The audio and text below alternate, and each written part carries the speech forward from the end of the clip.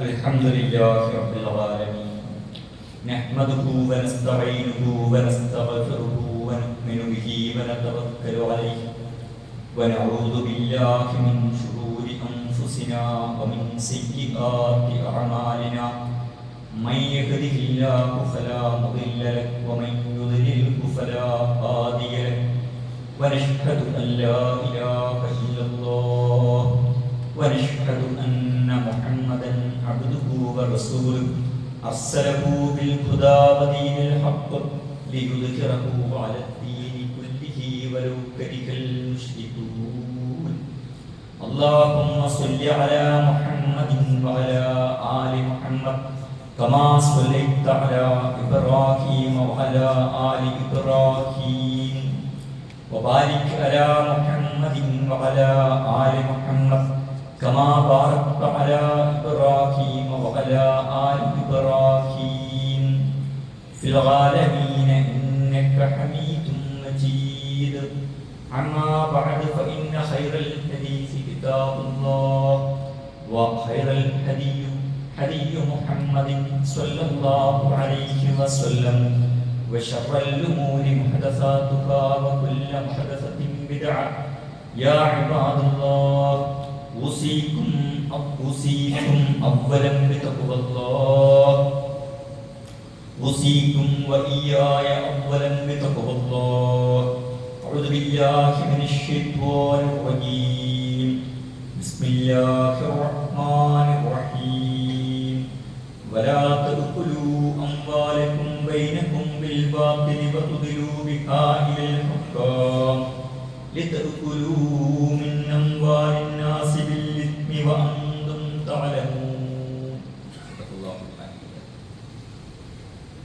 ബഹുമാന്യരായ വിശ്വാസികളെ വിശ്വാസിനികൾ, പരിശുദ്ധ റമദാനിലൂടെ നമ്മൾ നേടിയെടുത്ത തഖ്വ തുടർന്നുള്ള നമ്മുടെ ജീവിതത്തിലും ഉണ്ടാകാനുള്ള ജാഗ്രത, ബോധപൂർവമായ ശ്രദ്ധ ഉണ്ടാകണമെന്ന്, തഖ്വയോടുകൂടി ജീവിക്കണമെന്ന് ആദ്യമായി എന്നോടും തുടർന്ന് നിങ്ങളോടും ഓർമ്മപ്പെടുത്തുകയാണ്, വസിയ്യത്ത് ചെയ്യുകയാണ്. റമദാനും പെരുന്നാളും കഴിഞ്ഞ് കൊണ്ടും ഒരു വെള്ളിയാഴ്ചയിൽ ഒരുമിച്ചു കൂടിയവരാണ് നമ്മൾ. റമദാനും പെരുന്നാളും തമ്മിൽ ചില ബന്ധങ്ങളും ചില വ്യത്യാസങ്ങളും ആലോചിച്ചാൽ നമുക്ക് കാണാൻ കഴിയും. റമദാനിൻ്റെ പകലുകൾ അന്നപാനീയങ്ങൾ പാടില്ലാത്ത സമയങ്ങളാണ്. എന്നാൽ ശവ്വാൽ 1 ഈദുൽ ഫിത്തറിൻ്റെ ദിവസം നോമ്പെടുക്കാൻ പാടില്ലാത്ത ഹറാമായ ദിവസമാണ്. എല്ലാ ദിവസവും നോമ്പെടുക്കുന്ന ഒരു വിശ്വാസിയാണെങ്കിൽ പോലും അയാൾ ഈദുൽ ഫിത്തറിനും ഈദുൽ അദ്ഹക്കും നോമ്പെടുക്കാൻ പാടുള്ളതല്ല. അന്ന് ഭക്ഷണം കഴിക്കാനും ഇത്തരം കാര്യങ്ങൾ ആസ്വദിക്കാനും ആസ്വദിപ്പിക്കാനും ഒക്കെയുള്ള ദിവസമായിട്ടാണ് അല്ലാഹു നിശ്ചയിച്ചിരിക്കുന്നത്. ഈദുൽ അദ്ഹയിൽ നിന്ന് പോലും വ്യത്യസ്തമായി ഈദുൽ ഫിത്തറിൽ ഭക്ഷണം കഴിച്ച് മുസല്ലയിലേക്ക് പുറപ്പെടലാണ് സുന്നത്ത്. നോമ്പിൽ നമ്മൾ പള്ളികളിൽ ധാരാളമായി കഴിച്ചു കൂട്ടിയവരാണ്. ഇഅ്തികാഫിരുന്നവരുണ്ടാകും. ഇനി പൂർണ്ണമായി ഇഅ്തികാഫിരിക്കാൻ കഴിയാത്തവർ സാധ്യമാകുന്ന രീതിയിൽ പള്ളികളിൽ കഴിച്ചു കൂട്ടിയിട്ടുണ്ടാവും. റമദാനിലെ അവസാനത്തെ 10 രാത്രികാലങ്ങളിൽ ധാരാളമായി പള്ളികളിൽ കഴിച്ചു കൂട്ടുക എന്ന ശീലമുള്ളവർ നമുക്കിടയിലുണ്ട്. അതൊക്കെ അല്ലാഹുവും റസൂലും പ്രോത്സാഹിപ്പിച്ച കാര്യങ്ങളാണ്. ലൈലത്തുൽ ഖദർ അന്വേഷിച്ചുകൊണ്ട് അത് ലഭിക്കാൻ വേണ്ടി ഒക്കെ ആയി. എന്നാൽ നമ്മൾ പെരുന്നാൾ നിസ്കരിക്കുന്നത് എവിടെയാണ്? പള്ളിയിലല്ല, പുറത്ത് തുറന്ന സ്ഥലത്ത് മൈതാനങ്ങളിൽ ആണ്. നോമ്പിന് പള്ളിയിൽ ഇരിക്കലായിരുന്നു പുണ്യം. ഒറ്റ രാത്രിയുടെ വ്യത്യാസം കൊണ്ട്, ഒരു മാസപ്പിറയുടെ വ്യത്യാസം കൊണ്ട്, മാറ്റം കൊണ്ട് പള്ളിയേക്കാൾ തുറന്ന സ്ഥലം, പള്ളിയല്ലാത്ത സ്ഥലം കൂടുതൽ പുണ്യമുള്ളതായിട്ട് മാറി. പെരുന്നാൾ നമസ്കാരത്തിൽ പള്ളിക്ക് പുണ്യമില്ല. പള്ളിയല്ല അല്ലാഹുവിന്റെ റസൂലിന്റെ സുന്നത്ത്. അല്ലാത്ത സ്ഥലമാണ്, തുറന്ന സ്ഥലമാണ്. നിങ്ങൾ ആലോചിച്ച് നോക്ക്, മസ്ജിദുൻ നബവി അവിടെ ഉണ്ട്. മസ്ജിദുൻ നബവിയിൽ നമസ്കരിക്കുന്നതിന് നമ്മൾ സാധാരണ പള്ളികളിൽ നമസ്കരിക്കുന്നതിനേക്കാൾ എത്രയോ ഇരട്ടി പ്രതിഫലമുണ്ട്. ആ ഒരുപാട് ഇരട്ടി പ്രതിഫലമുള്ള മസ്ജിദുൻ നബവി അവിടെ ഉണ്ടായിരിക്കെ അവിടെ നമസ്കരിക്കാതെ അല്ലാഹുവിന്റെ റസൂല് സഹാബത്തിനെയും കൊണ്ട് പള്ളിയല്ലാത്ത തുറന്ന സ്ഥലത്ത് നമസ്കരിക്കുകയാണ്. ഇത് മസ്ജിദുൽ ഹറമിനെ വെച്ചിട്ടാണ് ആലോചിക്കുന്നതെങ്കിൽ അതിന് ഇതിനേക്കാൾ കടുപ്പുണ്ട്. മസ്ജിദുൻ നബവിയിലെ നമസ്കാരത്തെക്കാൾ എത്രയോ ഇരട്ടി പ്രതിഫലമുള്ളതാണ്, ആയിരക്കണക്കിന് ഇരട്ടി പ്രതിഫലമുള്ളതാണ് മസ്ജിദുൽ ഹറമിലെ 2 റക്അത്ത് നമസ്കാരം എന്ന് പറയുന്നത്. അപ്പൊ അതിന്റെ അർത്ഥം എന്താണ്? നോമ്പ് പോലെയല്ല പെരുന്നാൾ. പക്ഷെ ഈ നോമ്പും, കാരണം നോമ്പ്, പള്ളി, പ്രാർത്ഥന, ഇസ്തിഗ്ഫാർ, തൗബ, ഇതൊക്കെ നമ്മൾ അല്ലാഹുവുമായിട്ട് ബന്ധപ്പെട്ട് നടത്തുന്ന കാര്യങ്ങളാണ്.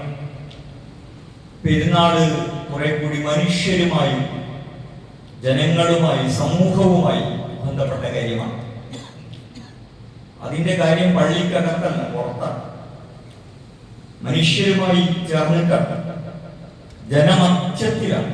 മുസ്ലിങ്ങളല്ലാത്തവർ പോലുമായ ജനങ്ങളുടെ മധ്യത്തിൽ വെച്ചാണ് പെരുന്നാൾ നമസ്കരിക്കേണ്ടത്.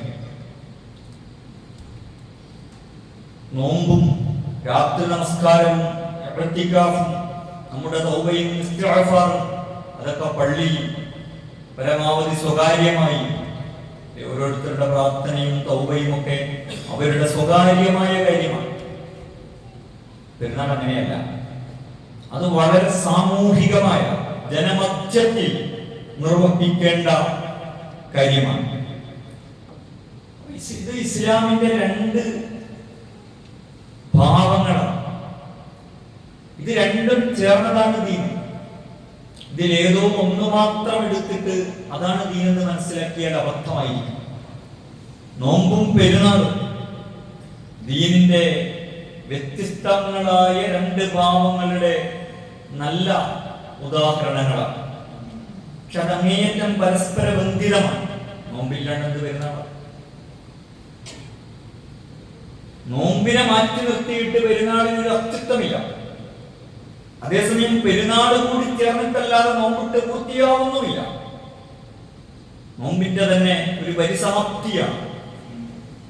നോമ്പിനെ അങ്ങനെ സമാപിപ്പിക്കണമെന്നത് പിൽക്കാലത്താരെങ്കിലും കണ്ടുപിടിച്ചതല്ല, അല്ലാഹുവും റസൂലും നിശ്ചയിച്ചു തന്നതാണ്. അത് അങ്ങനെ തന്നെ സമാപിപ്പിക്കണം. അന്നും കൂടി നോമ്പെടുത്തിട്ട് സമാപിപ്പിച്ച് കളയാം എന്ന് വെക്കാൻ പറ്റില്ല. ഇസ്ലാമിന് അങ്ങേയറ്റത്തെ ആത്മീയമായൊരു തലമുണ്ട്. പടച്ചവനുമായുള്ള അടുപ്പത്തിന്റെ ഒരു തലം. എന്നാൽ ജനങ്ങളുമായി ബന്ധപ്പെട്ടത് മറ്റൊരു തലമുണ്ട്. അല്ലാഹുവിന് വേണ്ടി പകലുകളിൽ അന്നപാനീയങ്ങൾ ഉപേക്ഷിക്കുന്ന ഒന്നുണ്ട്. എന്നാൽ അല്ലാഹുവിന് വേണ്ടി തന്നെ ആഘോഷപൂർവ്വം കഴിക്കുകയും കഴിപ്പിക്കുകയും ചെയ്യുന്ന ഒരു തലവും ഇസ്ലാമിനുണ്ട്. അപ്പോ ഇതെല്ലാം ഇത് രണ്ടും ചേർന്നതാണ്. ഇങ്ങനെ പലതും ചേർന്നതാണ് ഇസ്ലാം. ഈ 2 കാര്യങ്ങൾ നമുക്ക് എളുപ്പത്തിൽ വേഗം, പ്രത്യേകിച്ച് ഇപ്പോഴൊരു അനുഭവത്തിന്റെ അടിസ്ഥാനത്തിൽ മനസ്സിലാക്കാൻ കഴിയുന്നത് എന്നതാണ്. ഇസ്ലാം പടച്ചവനുമായി ബന്ധപ്പെട്ടത് ആത്മീയം മാത്രമാണെന്ന് ഇസ്ലാമിനെ അങ്ങനെ മനസ്സിലാക്കുന്നത്. എന്നാൽ ഇസ്ലാം ആകെ കൂടി ജനങ്ങളുമായി ബന്ധപ്പെട്ടതും സാമൂഹികവുമാണ് എന്ന് മനസ്സിലാക്കുന്നതും അബദ്ധമായിരിക്കും. ഇത് രണ്ടിന്റെയും ഒരു സമന്വയം നമുക്ക് നോമ്പിലും പെരുന്നാളിലും അതിന്റെ ഒരു ഇണക്കത്തിൽ അതിനെ ഇങ്ങനെ ചേർത്തുവെച്ചതിൽ കാണുവാൻ സാധിക്കും. നോമ്പ് അവസാനിച്ചിരിക്കുന്നു. അബുൽ ഹസൻ അലി നദിയുടെ പ്രസിദ്ധമായൊരു ഉദ്ധരണിയുണ്ട്. റസൂൽ കരീം മുഹമ്മദ് മുസ്തഫ സ്വല്ലല്ലാഹു അലൈഹി വസല്ലം വഫാത്തായ സമയത്ത് ഉമർ ബിൻ ഖത്താബ് റളിയല്ലാഹു അൻഹു റസൂല് മരിച്ചിട്ടില്ല, ആരെങ്കിലും റസൂല് മരിച്ചു എന്ന് പറഞ്ഞാൽ അവന്റെ തല ഞാൻ എടുക്കും എന്ന് പറഞ്ഞ് വൈകാരികമായി രംഗത്ത് വന്ന സന്ദർഭത്തിൽ സിദ്ദീഖുൽ അക്ബർ റളിയല്ലാഹു അൻഹു പറഞ്ഞില്ലേ, മൻ കാന യഅബുദു മുഹമ്മദൻ ഫഇന്ന മുഹമ്മദൻ ഖദ് മാത്, മൻ കാന യഅബുദല്ലാഹ ഫഇന്നല്ലാഹ ഹയ്യുൻ ലാ യമൂത്. ആരെങ്കിലും മുഹമ്മദിനാണ് ഇബാദത്ത് ചെയ്തതെങ്കിൽ മുഹമ്മദ് ഇതാ മരിച്ചു പോയിരിക്കുന്നു. ആരെങ്കിലും അല്ലാഹുവിനാണ് ഇബാദത്ത് ചെയ്തതെങ്കിൽ അല്ലാഹു എന്നും ജീവിച്ചിരിക്കുന്നവനാണ്. അല്ലാഹുവിനാണ് ഇബാദത്ത് ചെയ്യുന്നതെങ്കിൽ ഇതിന്റെ ഒരു തുടർച്ചയിൽ നബി സാഹിബ് പറയുന്നുണ്ട്, മൻ കാന യഅബുദു റമളാന ഫഇന്ന റമളാന ഖദ് മാത്. റമളാനിലാണ് ആരെങ്കിലും ഇബാദത്ത് ചെയ്യുന്നതെങ്കിൽ റമളാൻ കഴിഞ്ഞു പോയിരിക്കുന്നു. പക്ഷേ മൻ കാന യഅബുദല്ലാഹ, ആരെങ്കിലും റമളാനിലൂടെ അല്ലാഹുവിനാണ് ഇബാദത്ത് ചെയ്തതെങ്കിൽ ഫഇന്നല്ലാഹ ഹയ്യുൻ ലാ യമൂത്, അല്ലാഹു എന്നും ജീവിച്ചിരിക്കുന്നവനാണ്. തീർച്ചയായും റമളാനിൻ്റെതായ ചിട്ടവട്ടങ്ങളിൽ അത് മറ്റു കാലങ്ങളിൽ ഇല്ലാത്തതാണ്. ഒരുപക്ഷെ നമുക്ക് അസാധ്യമായത് ആയിരിക്കും. അതുകൊണ്ടാണല്ലോ അതൊരു സവിശേഷ കാലമായത്. പക്ഷേ റമളാനിൽ നിന്ന് നമ്മൾ സ്വീകരിക്കേണ്ടത്, ജീവിതത്തിലേക്ക് കൂടെ കൊണ്ടുപോകേണ്ടത്, ലയിപ്പിക്കേണ്ടത്, അതിനെ കൂടെ കൊണ്ടുപോവുകയും ലയിപ്പിക്കുകയും ഒക്കെ ചെയ്യുക എന്നത് വളരെ പ്രധാനമായ കാര്യമാണ്. നമ്മളൊക്കെ കഠിനമായ ചൂടുള്ള ഇക്കാലത്ത് നോമ്പെടുത്തു. ആ നോമ്പ് സ്വീകരിക്കപ്പെട്ടിട്ടുണ്ടോ ഇല്ലേ, ഇത് വലിയൊരു വിഷയമാണ്. നമ്മുടെ പൂർവികന്മാര് സലഫുസ് സ്വാലിഹീങ്ങൾ അവരുടെ റമദാൻ കഴിഞ്ഞുള്ള ഒരു 4-5-6 മാസക്കാലം പടച്ചോനെ ഞങ്ങൾ ഈ നോമ്പ് നീ കബൂൽ ചെയ്യണേ എന്ന് ദുആ ചെയ്യുന്നവർ, പിന്നീടുള്ള ബാക്കി മാസങ്ങൾ പടച്ചോനെ അടുത്ത നോമ്പിലേക്ക് ഞങ്ങളുടെ ആയുസ് നീട്ടിയിട്ട് തരണമേ എന്ന് ദുആ ചെയ്യുന്നവരുമായിരുന്നു എന്ന് കാണാൻ കഴിയും. അപ്പൊ അല്ലാഹു സ്വീകരിക്കണം. പക്ഷേ നോമ്പ് എത്രയെങ്കിലും അളവിൽ നമ്മളിൽ നിന്ന് സ്വീകരിക്കപ്പെടുമോ എന്ന് അത് ടെസ്റ്റ് ചെയ്യാൻ നമുക്ക് തന്നെ സ്വന്തമായിട്ട് വഴിയുണ്ട്. അല്ലാഹു സ്വീകരിച്ചു എന്നറിയാൻ നമുക്ക് വഴിയൊന്നുമില്ല. പക്ഷെ അതിനൊരു വഴിയുണ്ട്. ആ വഴി മനുഷ്യ സാധ്യമായൊരു വഴി. ആ നോമ്പ് നമ്മുടെ ജീവിതത്തിൽ എന്തെങ്കിലും പരിവർത്തനങ്ങൾ ഉണ്ടാക്കിയിട്ടുണ്ടോ എന്ന് പരിശോധിക്കാൻ. ശഅബാന് മുമ്പുള്ളതിനേക്കാൾ ശവ്വാലിലും ദുൽഖഅദിലും ദുൽഹജ്ജിലും തുടർന്നുള്ള മാസങ്ങളിലും ജീവിതത്തിലും നമ്മൾ നന്നായിട്ടുണ്ടോ, നന്നാവുന്നുണ്ടോ എന്ന് നോക്കാനാണ്. അത് ഏറ്റവും നന്നായിട്ട് നോക്കാൻ പറ്റും നമുക്ക് ഇനിയാണ്. ഞാൻ നന്നായിട്ടുണ്ടോ, ഞാൻ നന്നാവുന്നുണ്ടോ എന്ന് ഏറ്റവും നന്നായി പരിശോധിക്കാൻ കഴിയുക എനിക്ക് തന്നെയാണ്. ഒരു മാറ്റവും ഉണ്ടാക്കിയിട്ടില്ല. ഈ ഉത്സവങ്ങൾ ഉണ്ടാവാറുണ്ട് സമൂഹത്തിൽ. ഉത്സവം എന്നു വെച്ചാൽ അത് ഉത്സവം വന്ന് ഉത്സവമായി കൊണ്ടാടി അത് കഴിഞ്ഞു പോകാൻ, അതും പിന്നീടുള്ള ജീവിതമായിട്ട് ബന്ധമൊന്നുമില്ല. അങ്ങനെയാണെങ്കിൽ ആ നോമ്പ് സ്വീകരിക്കപ്പെടുമോ എന്നതിൽ ധാരാളം നമ്മൾ ആശങ്കിക്കേണ്ടതാണ്, ഭയപ്പെടേണ്ടതാണ്, ആത്മവിചിന്തനം നടത്തേണ്ടതാണ്. കാരണം നോമ്പ് അതിനുള്ളതല്ല. നോമ്പൊരു പരിശീലനമാണ്. നിങ്ങൾക്കത് തന്നിരിക്കുന്നത് ലഅല്ലക്കും തത്തഖൂൻ, നിങ്ങൾ മുത്തഖീകളായി തീരാൻ എന്ന് അല്ലാഹു വളരെ സുചിന്തിതമായിട്ട് പറഞ്ഞതാണ്. അപ്പൊ നമ്മൾ നോമ്പിൽ നിന്ന് എന്തൊക്കെ നമുക്ക് ജീവിതത്തിൽ കൂടെ കൂട്ടിക്കൊണ്ട് പോകാൻ പറ്റും എന്ന് വളരെ ഗൗരവത്തിൽ ആലോചിക്കേണ്ട സന്ദർഭമാണിത്. നോമ്പിന് മുമ്പ് ഉത്ബോധിപ്പിക്കുന്നവരെല്ലാം പറഞ്ഞിട്ടുണ്ടാകും, നോമ്പ് കൊണ്ട് നമ്മുടെ ജീവിതത്തിൽ മാറ്റം ഉണ്ടാകണം, നമ്മുടെ ജീവിതത്തിലെ ചില തെറ്റുകളെ ഇല്ലാതാക്കാനും നന്മകളെ ഉണ്ടാക്കാനും ഒക്കെ നമ്മൾ ബോധപൂർവം ശ്രമിക്കണം. നമ്മൾ ചില ആളുകൾ ഒരുപാട് ശ്രമിച്ചിട്ടുണ്ടാകും, അല്ലെങ്കിൽ ശ്രമിച്ചാലും ശ്രമിച്ചില്ലെങ്കിലും നോമ്പ് നമ്മളിലൂടെ കഴിഞ്ഞ് കടന്നുപോയി. നോമ്പിൽ ഒരുപാട് നന്മകൾ നമ്മൾ ചെയ്തിട്ടുണ്ട്, ഒന്നും ചെയ്യാത്തവരല്ല. പക്ഷെ അതിൽ എന്തൊക്കെ നമ്മുടെ ജീവിതത്തിൽ നമുക്ക് തുടർത്താം, ആ നോമ്പ് നമ്മളുടെ ജീവിതത്തിൽ എങ്ങനെ മാറ്റങ്ങൾ ഉള്ളതാക്കി മാറ്റാം എന്നത് നമ്മൾ ഇപ്പോഴാണ് ആലോചിക്കേണ്ടത്. നോമ്പ് അള്ളാഹുവിന്റെ അതിഥിയാണ് എന്ന് നമ്മൾ പറയാറുണ്ട്. ഈ അതിഥിയെ ആദരിക്കുന്നതിന്റെ ഭാഗമായിട്ട് കൂടിയാണ് നമ്മൾ നോമ്പിൽ നന്മകൾ ചെയ്യുന്നത്. അള്ളാഹുവിന്റെ അതിഥിയാണ്. ശരിയാണ്, അതിഥി വന്നു, നമ്മൾ സ്വീകരിച്ചു, ഏറ്റവും നല്ല നിലക്ക് നമ്മൾ യാത്രയായി. അതിഥി അങ്ങ് പോയിട്ട് അതിഥിയെ പരിഹസിക്കുകയോ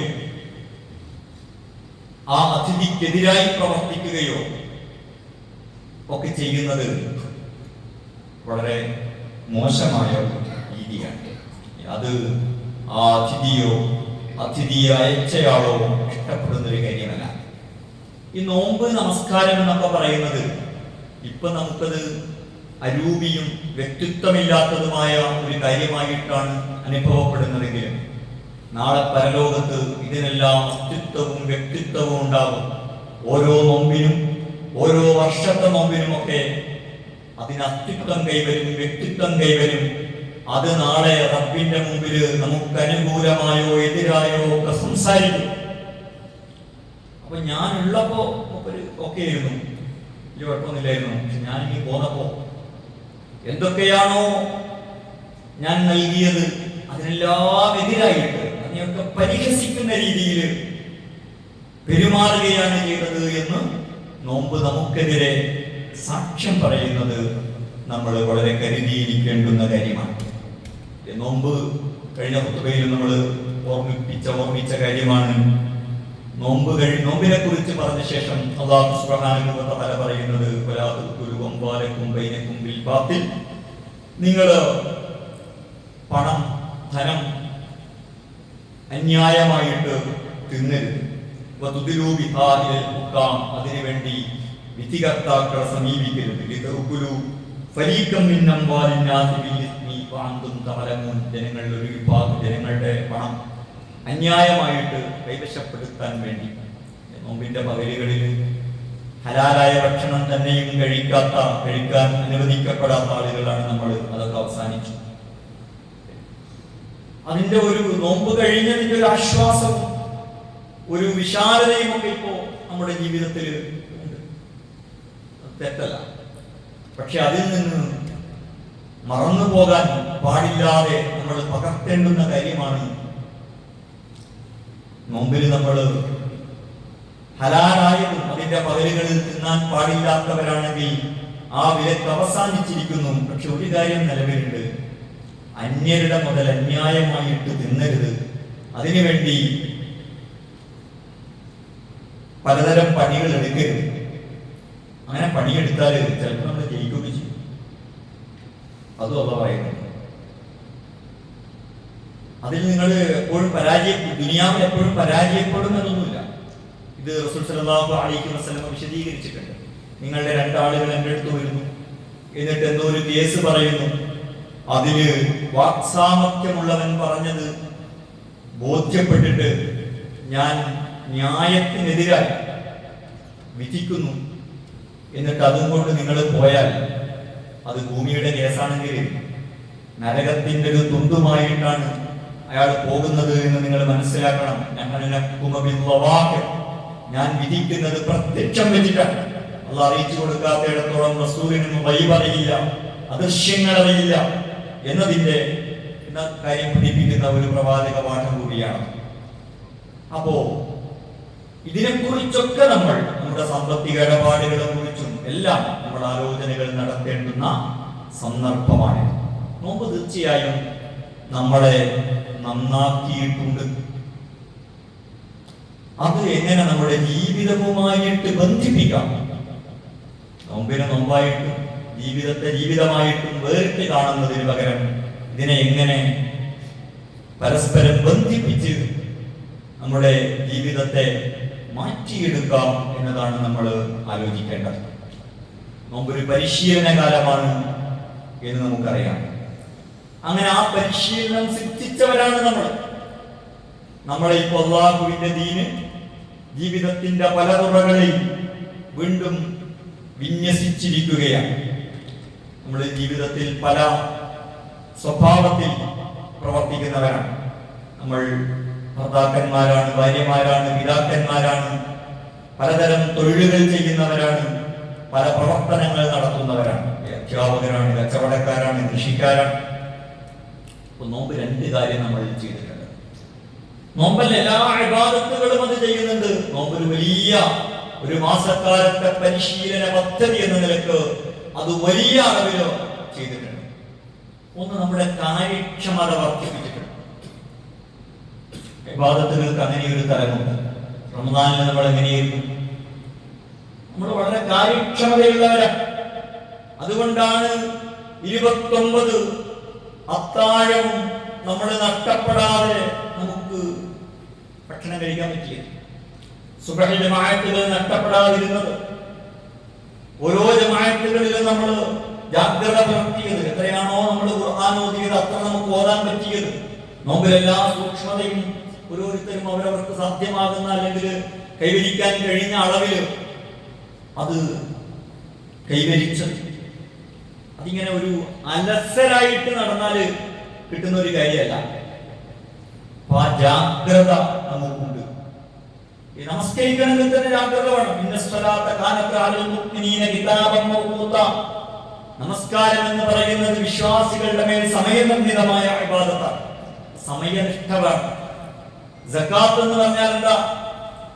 ഒരാളുടെ സമ്പത്തിന് അയാൾക്ക് കണക്കുണ്ടെങ്കിൽ മാത്രം കൊടുക്കാൻ കഴിയുന്ന ഒരു കാര്യമാണ് സകാത്ത്.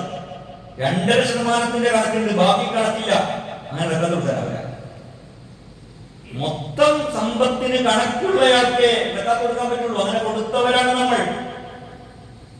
അപ്പോ ചിട്ടയും വ്യവസ്ഥയും കാര്യക്ഷമതയും എല്ലാ ഇബാദത്തുകളും നമ്മളെ പഠിപ്പിക്കുന്നുണ്ട്. നോമ്പ് സവിശേഷമായി പഠിപ്പിക്കുന്നുണ്ട്. ഒപ്പം നമ്മളെ നല്ലവരാക്കുന്നുണ്ട് ആ പ്രവർത്തനങ്ങളിലെല്ലാം.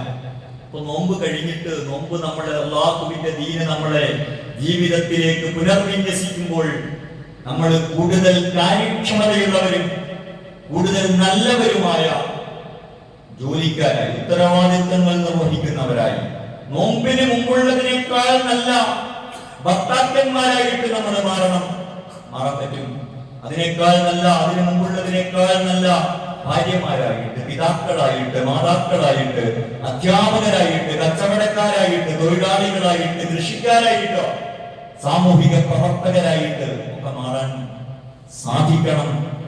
സാധിക്കും. കാരണം ഈ 2 ഗുണങ്ങളും നോമ്പ് നമുക്ക് നൽകിയിട്ടുണ്ട്. നമ്മുടെ കാര്യക്ഷമതയെ വർദ്ധിപ്പിച്ചിട്ടുണ്ട്. നമ്മുടെ അല്ലാഹുവുമായുള്ള ബന്ധത്തെയും നന്മയെയും നോമ്പ് തീർച്ചയായിട്ടും വർദ്ധിപ്പിച്ചിട്ടുണ്ട്. പക്ഷെ ആ ഗുണം നമുക്ക് കിട്ടണമെങ്കിൽ ആ ബോധം നമുക്ക് ഉണ്ടാവണം. അതെന്റെ ജീവിതത്തിൽ ഉണ്ടാവുന്നുണ്ടോ, പ്രതിഫലിക്കുന്നുണ്ടോ എന്ന ഒരു ആത്മപരിശോധന നമ്മൾ നടത്തണം. അപ്പോഴാണ് നോമ്പ് കൊണ്ട് ഫലമുള്ള, നോമ്പ് ഫലം ചെയ്ത ആളുകളിൽ നമ്മൾ പെടുക. നോമ്പ് ഫലം ചെയ്തവരുടെ നോമ്പാണ് അല്ലാഹു കബൂൽ ചെയ്യുക. അവർക്കാണ് റയ്യാൻ എന്ന വാതിലിലൂടെ സ്വർഗത്തിൽ പ്രവേശിക്കുവാൻ കഴിയുക. അപ്പൊ നോമ്പ് ആ അർത്ഥത്തിൽ അവസാനിച്ചിട്ടില്ല. നോമ്പിന്റെ നന്മകൾ ഇവിടെ ഉണ്ട്. അത് ജീവിതത്തിൽ കൂടെ കൊണ്ടുപോകണം.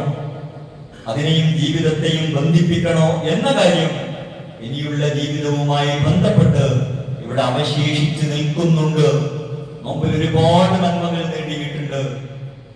ആ നന്മകളെ വരും ദിവസങ്ങളിലും ജീവിതവുമായി ബന്ധിപ്പിക്കാൻ കഴിയുമ്പോഴാണ് നമ്മൾ നോമ്പിൽ വിജയിച്ച ആളുകളായിട്ട് മാറുക. അല്ലാഹു സുബ്ഹാനഹു വ തആല അങ്ങനെ നോമ്പ് കൊണ്ട് വിജയിക്കുന്നവരിൽ, നോമ്പ് കൊണ്ട് ലഅല്ലകും തത്തഖൂൻ, നോമ്പ് കൊണ്ട് മുത്തഖികളായി തീരുന്നവരിൽ, നോമ്പ് കൊണ്ട് അന്യരുടെ ധനം തിന്നാത്തവരായിട്ട് മാറുന്നതിൽ അതിനുവേണ്ടി ആരെയും സമീപിക്കാത്തവരായി തീരുന്നവരില്, അങ്ങനെ റയ്യാൻ എന്ന വാതിലിലൂടെ നാളെ സ്വർഗ്ഗത്തിൽ പ്രവേശിക്കുന്നവരിൽ നമ്മെ എല്ലാവരെയും അനുഗ്രഹിക്കുമാറാകട്ടെ.